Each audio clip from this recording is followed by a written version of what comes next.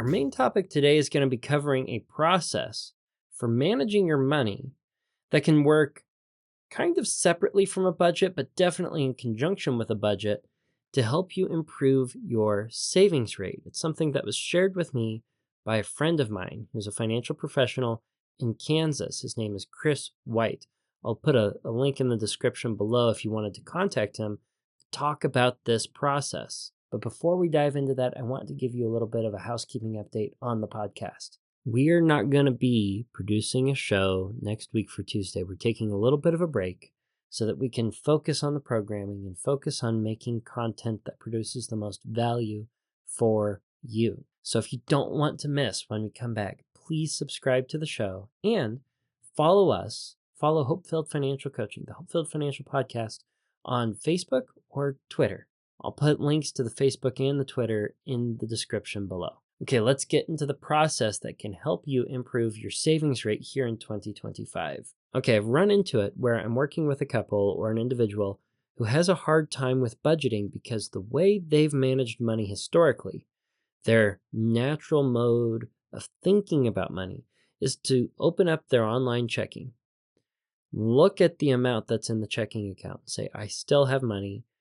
I can afford X number of things to spend. They're looking at the snapshot in time without really taking in the context of all the spending that has or hasn't happened this month, as you would be doing in a written budget that you're keeping up to date throughout the month. And that might be you. That might be your main mode of operating. The difficulty here is you might be spending money that had you written a budget, you've already spent on paper, on purpose in advance.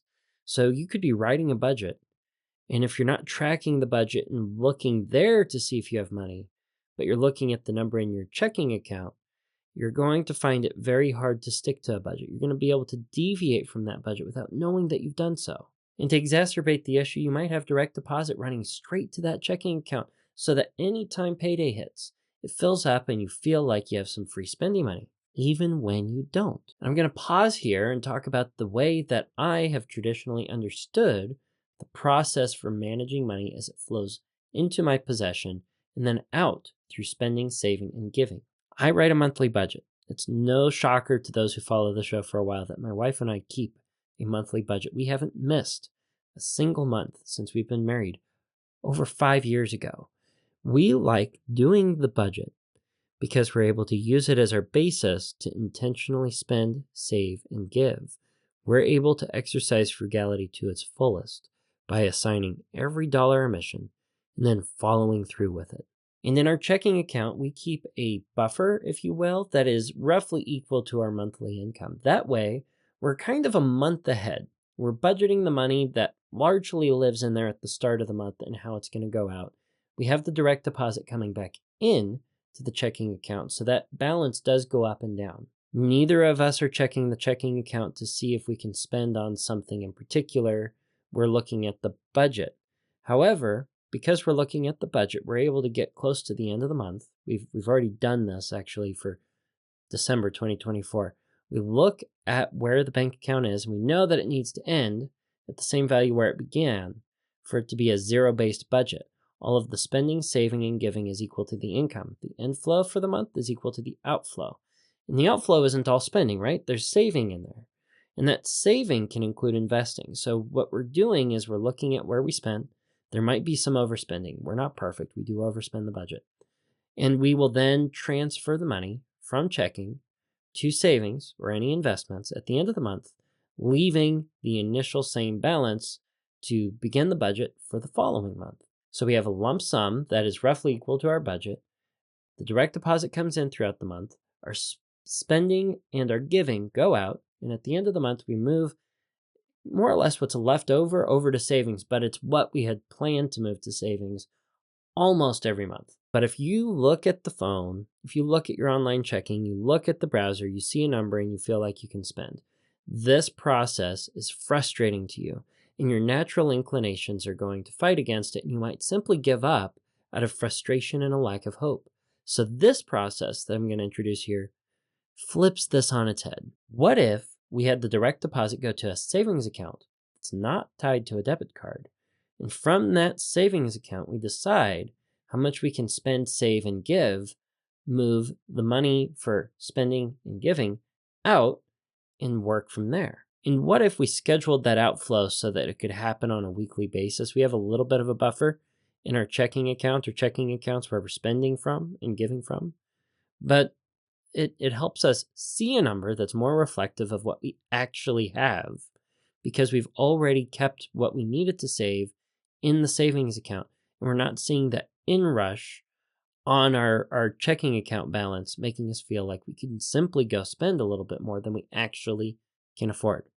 And when it comes to the money that's outflowing from the savings account where the direct deposit goes in, we could have it go to one checking account where all the spending and giving goes out. Or we could split it up into two checking accounts. This would, if you use debit cards, solve the problem that we mentioned in the story. You could have one account for needs, absolute needs, your essentials.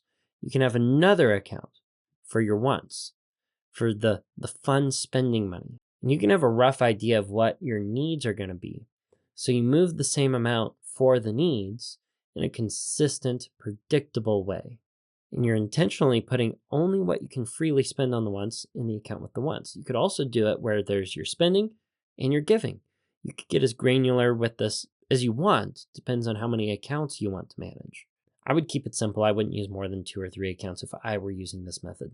And I think it's definitely worth a try. And I wish I could take credit for this process on the whole. Again, it was inspired and shared with me by my friend Chris White. Chris White is a financial advisor working in Kansas, and he's working with a company called Currents.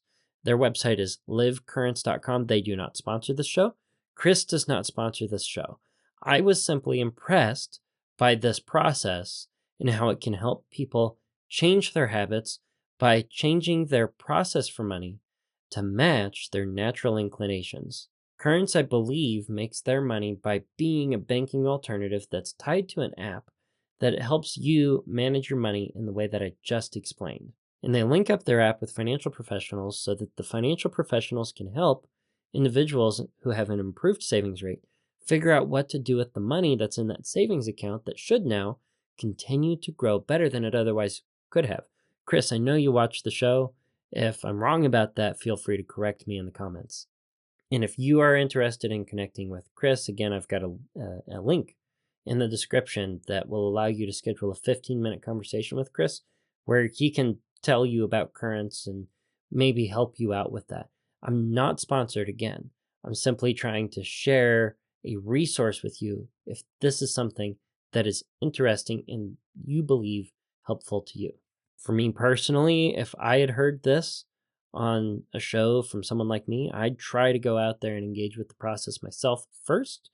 And if I found that it was a struggle and I needed something that streamlined the process, put it all in one place, allowed me to maybe engage with this in a more effective way, even if it costs some money, I might try it then. I'd try to DIY it first and then go in. I don't know how much Currents cost to engage with, and I'm not endorsing them. I do like this process that was inspired by them, and I want to give credit where credit's due. If you have any experience with Currents and you want to share it with us, I'd love to see that in the comments below. I'd also like to see any future show ideas in the comments below, things that you're interested in seeing me cover in 2025. I'm going to be spending probably at least 2 months working through the programming and getting some episodes recorded in advance. I tried throughout 2024 to stay 1 month ahead of all my recording. And I tell you what, for the last 4 or 5 months, we have been barely keeping up by getting the recording in the week before. It's been a little stressful on the schedule, so we need to take a breather. We need to take a break. My wife needs a break from the editing, and we need to really focus back in on how to make the best quality podcast for you and do it in a way that isn't an undue burden on us. So I can't say until next week, until next Tuesday, because I'm not going to be back next week. I will be back. I promise I will be back eventually. And maybe I'll take the opportunity to get some new bow ties, change it up on the show a little bit there.